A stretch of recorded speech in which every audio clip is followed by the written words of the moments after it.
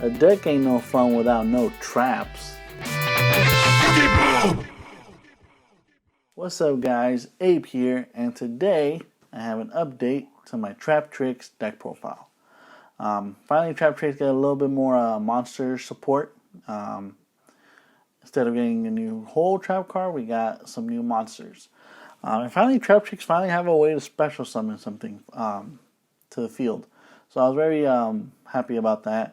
And all that jazz. So yeah, we got new cards like Lightning Overdrive.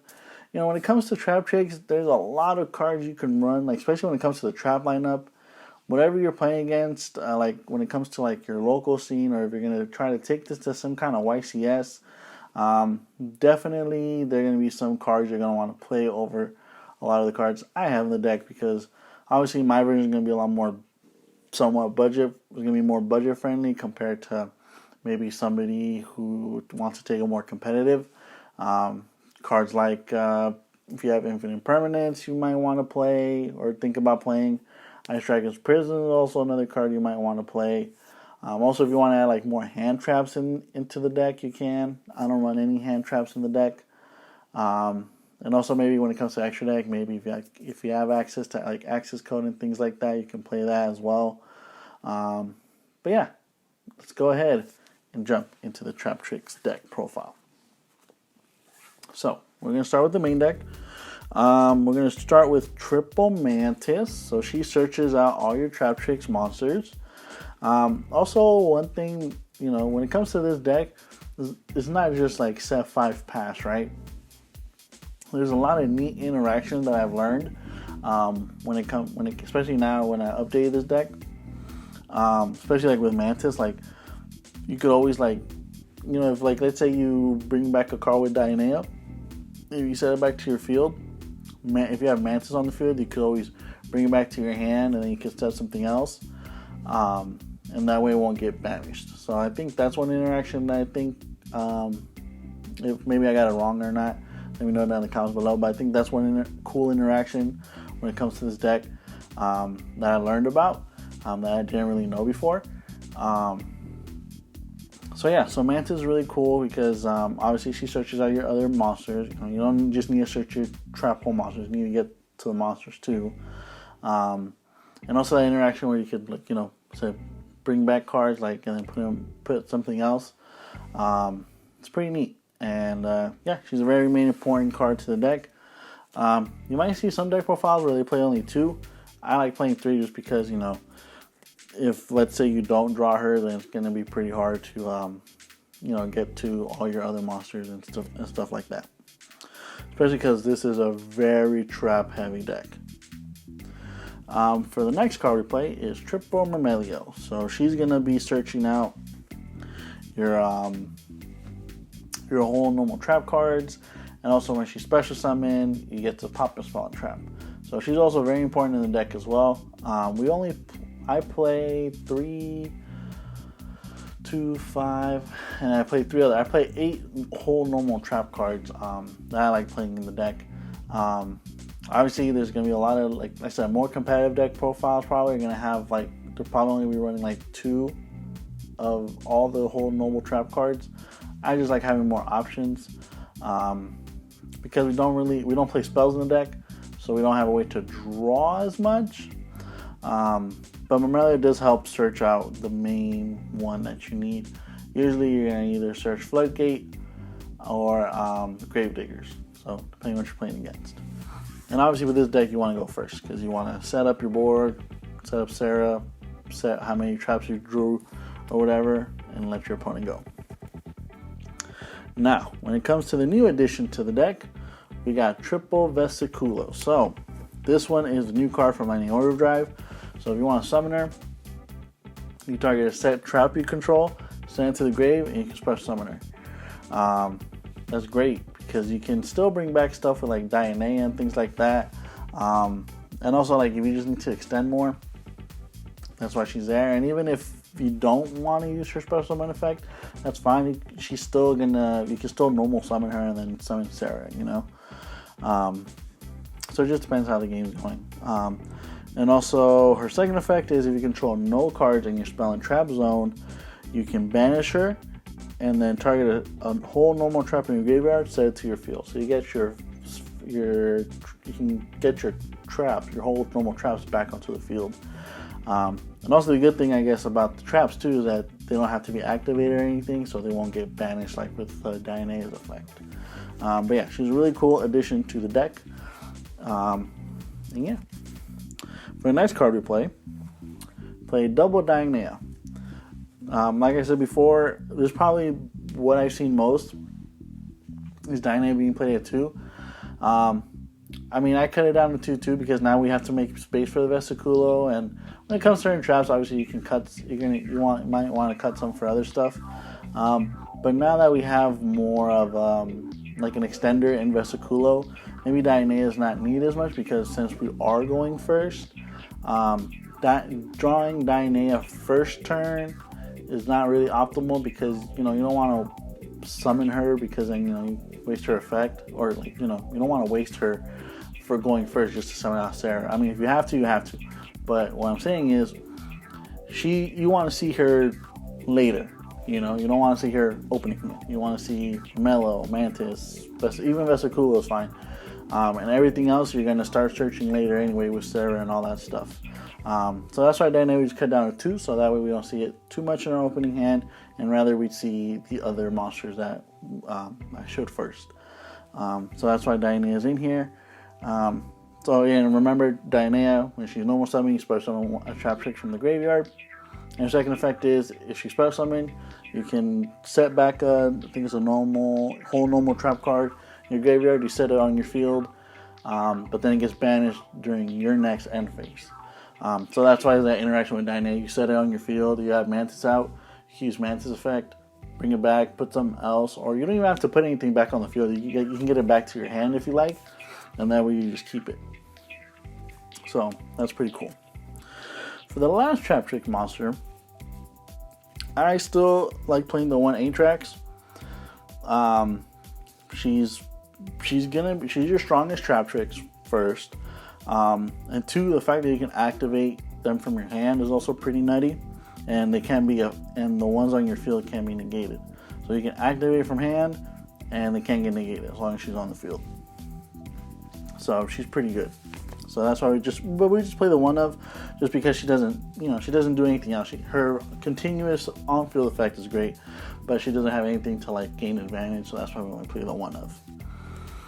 And then for the last monster that we play in the deck, we play triple parallel Exceed. So like I said, I've seen a lot of deck profiles where they play 2 or 3. I like playing 3 because even if you do draw 2, you still have the 1 in the deck. And also, even if like later in the duel, if you still draw it, even if you link it to Sarah, you can still summon it onto the field if you like. If you just want like an extra body on board or something, just for defense or something. So that's why I still like playing the 3. And also, you just want to see it in your opening hand as much as possible. Now we go on to the traps. One thing I do want to preface though before I go into the traps, I don't have Shade Brigandine, and that card is really good in this deck just because it's a level 4 and everything. You can rank 4 really easily in this deck with that card. So that's one card I don't have, or I didn't have at my disposal to add into the deck. But that is also a very good card as well. I would suggest playing in this deck, especially if you're going to be going if you want to take it to like a locals or more competitive tournaments and things like that. So I do want to preface that I don't have Shade Brigandine, but that is a card I would definitely like to add to the deck if I did have it. But other than that, let's go on to the traps we do play. You could also play in the deck. So we play, obviously, triple Floodgate Trap Hole. This card, some people like to play at 2. I like playing at 3 because I feel like Floodgate can like really stop a play, especially if there's like you're playing against somebody and they really need that monster. Yes, they might get their search or whatever, but like if they needed to like link or fusion, it won't matter, but like link or like synchro or something, this will completely shut off that. And if they have no more extenders, then they're going to be like SOL. So that's why I still like playing 3 of, just because it has that ability to really shut down somebody's play, especially if they're really relying on it. For the next card I play is double Gravedigger's Trap Hole. Now that we have like the yugioh and stuff in the deck, you know, when it comes to these whole normal trap cards, there's like more copies of them, especially if you already used them once. So, you know, Gravediggers at 2 is cool. If you have 3, I would not, like, you know, I would not say to not play it at 3. I only have 2, so that's why I play it at 2. But I think 2 is enough as well, because you can always get it with Rafflesia or anything like that. And then now with the yugioh, you can still maybe use it more down, depending on how, like, the duel's going. But yeah, I think 2 is great. And if you want to play 3, I wouldn't say no either. For the other whole normal trap cards we play, I like playing 1 Network Trap Hole, 1 Traptrix Trap Hole Nightmare, and 1 Bottomless. So I know a lot of people probably ain't going to be playing these. Like I said, if you don't want to play these, it's fine. These are like your flex spots. Like I said, for a more budget-friendly option, that's why you play these. Obviously, like, these 3 spots could be like Ice Dragon's Prison or something like that. Obviously, I don't have that card. But that is a card you could play as well, because it's a trap. But I like these cards just because it can meet a variety of just like whatever you're playing. Like, it can be whatever, you know. Like, I love Network Trap Hole just because if your opponent summons from the deck or from the graveyard, like if they're extending or something, this banishes it face down. So that's a lot. That sometimes can be very important. Because, you know, when it does banish face up, you know, depending on what you're playing against, your opponent can just get it back. But if you can banish it face down, I feel like that's way better. So that's why I like playing the Network Trap Hole. Traptrix Trap Hole Nightmare, I feel like it's still a good card because usually your opponent's just going to be, you know, trying to extend and stuff. So if special summon something, they're going to want to use your effect. And you can be like, nope, and you just stop it. And then when it comes to Bottomless, I know it's an old card, but I feel like it's still good because especially a lot of these starter cards, they're like, you know, little weak monsters like Alistairs or things like that. Obviously, Trap Hole won't hurt Alistair because you can just bring it back with invocation. But when it comes to other decks, like, you know, those little monsters, like, let's say they summon Halki Fibrax or something, you can be like, oh, Trap Hole Nightmare, boom. You know, and make them have to use the effect or something. And yeah, that's why I still like playing Bottomless Trap Hole, and then and like I said, it banishes it, so that's also great as well. Sometimes banishing is better than just sending it to the grave. Now when it comes to the regular normal traps, we got triple Torrential Tribute. So as long as you have your Rafflesia out, all your Traptrix monsters are basically going to stay on the field. So this is kind of like your Regeki, your Dark Hole, whatever you want to call it. So that's why we played triple Torrential Tribute, and also just to reset the game, because if, let's say your opponent starts making a board or something, you'll be like, oh, nope, I don't want to see that. And Torrential can just sometimes erase, you know, all that. So that's why I played triple. Another card I still love playing, triple Lost Wind. So this card is like for me, it reminds me of a newer Breakthrough Skill. If everybody remembers Breakthrough Skill when it used to be hella good, right? You know, because you could use it twice basically. Because, you know, it could reset itself if your opponent summons something from the extra deck. But yeah, I just love the card because it negates the effects and it halves their attack. So sometimes if it comes out something kind of, you know, beefy, you know, your Traptrix monsters aren't strong. So any attack modulation would be great as well. So that's why I love playing Lost Wind. And then for the next card, triple Solemn Judgment. So this is just more just to, like, you know, if you need a card to go through, or if there's something your opponent plays, like, you know, they have Harpy's Feather Dust or something like that, you can be like, nope, I am not letting that happen, especially if you need your traps and stuff. So that's why I play the triple Judgment, just in case, you know, you're at that point where, like, oh, I gotta, you know, stop that because don't want it to go through. For the next three of, we play triple Storming Mirror Force. So I still like battle traps in this deck just because they're gonna be thinking maybe all your traps are, like, you know, to stop their summons and blah blah blah.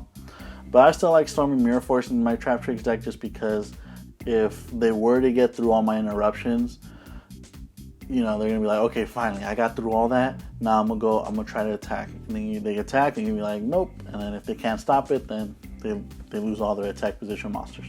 So I still like Storming Mirror Force, and also because I like Storming Mirror Force more because it doesn't have to be a direct attack compared to like Drowning Mirror Force. Especially because you want to keep your Sarah out, you want to keep you know, your Rafizi out and all that stuff. So Storming Force just helps protect them as well. Especially if they get through all your whole normal traps and all your other stuff.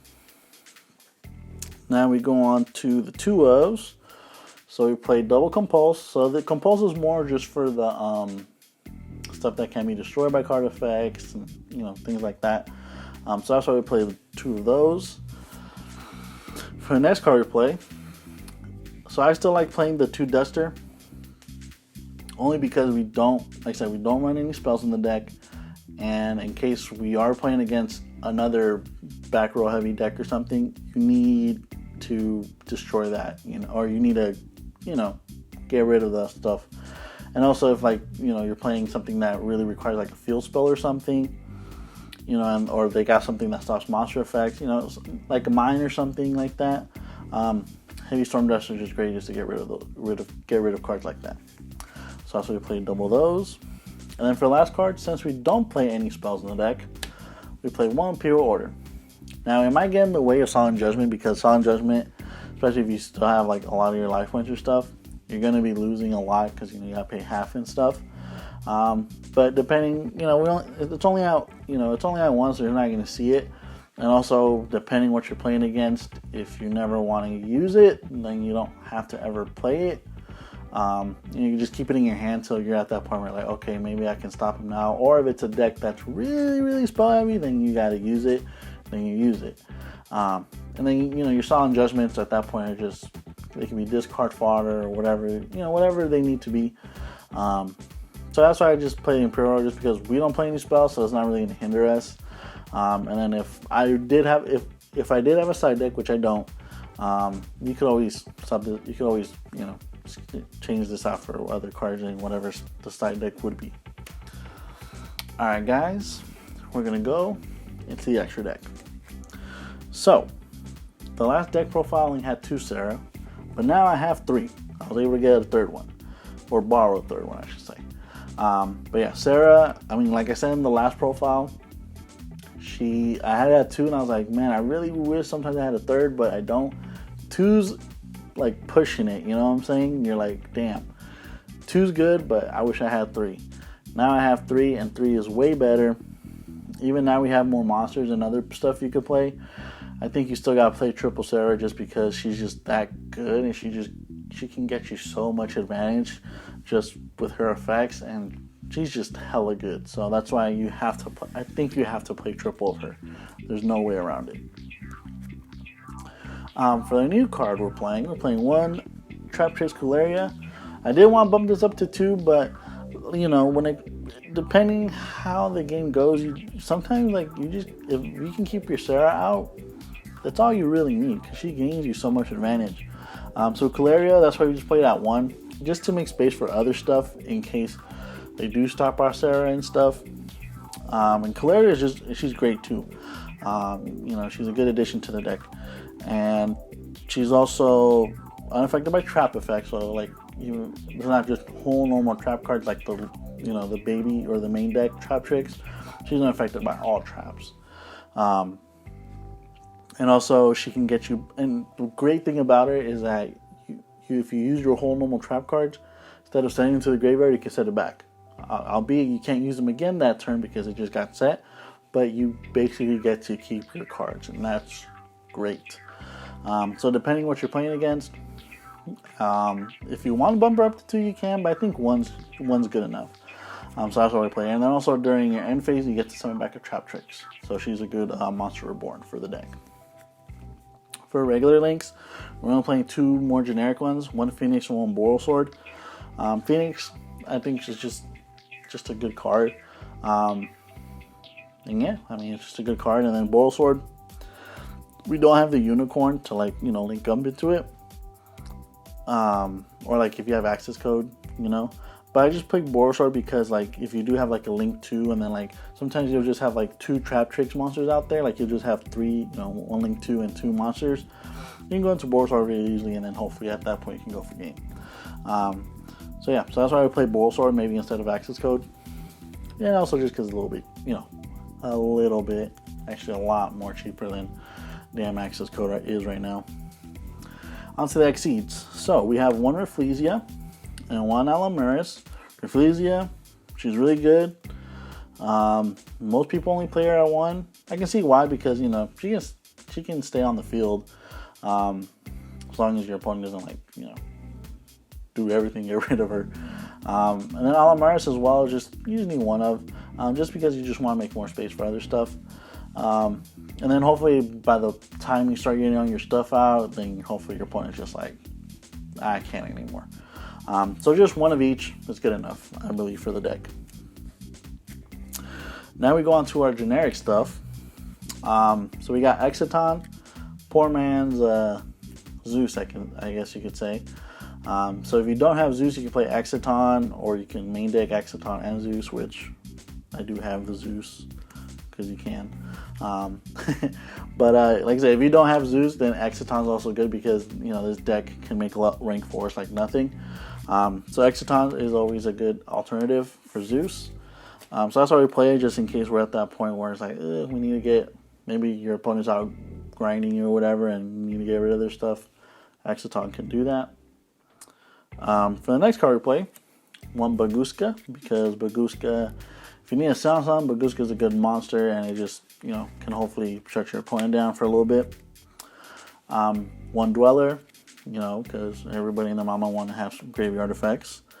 1 Dugaris. I like playing Dugaris just because it can, if you need a draw, it can help you draw. If you need to summon something, like just to summon something back, you can. And also, if you need to end the game, then Dugaris can help you with that as well. So that's why I like Dugaris. And then we play the Zeus because even if, like, let's say you run out of your materials on your Rafflesia or something, or I don't know, or you want to overlay on top of it just because you're at that point. As long as you attack with an Xyz, you can, the funny thing about Zeus is that it doesn't have to even be the monster that attacks. It can just be any monster. So whatever you have on the field, like if you have Rafflesia and something else, if you attack with something, then you can just be, just stack Zeus on top of this, because I want to. But if you don't have Zeus, you don't have to play it. You can always add like, maybe like, I was gonna say Daguster Emerald, just if you want to put some cards back, or I don't know, just maybe some generic Link. But yeah, if you have Zeus, it's good. But if not, then I'm sorry. I know I said it's budget friendly, but you have Zeus, doesn't make it budget friendly. But for the next 2 cards we play, we still put the Utopia stuff. Obviously, you can add the double or nothing and stuff in the deck, so that's one thing you could do. So if you don't have the Zeus, you can always add the double or nothing in the deck, and then you can make this the Utopia double. That way you can like attack and attack for the 10k or whatever it is with the Utopia double thing. So yeah, I just play it just if you need to get over something that's too big or something. So that's why we play this. And yeah, but that is it for the deck profile, you guys. Let me know in the comments what you think about it. Make sure you guys like, follow, subscribe. Make sure you guys follow us on the Twitter, the Instagram, and Twitter, Instagram, Facebook, to stay updated with us. Hopefully we can start bringing you more videos in the future, especially now with the new ban list and all new stuff coming out. King's Court, more stats coming out. We'll see how the game goes for the last half of 2021. But yeah, thanks for watching, guys. Have a good one.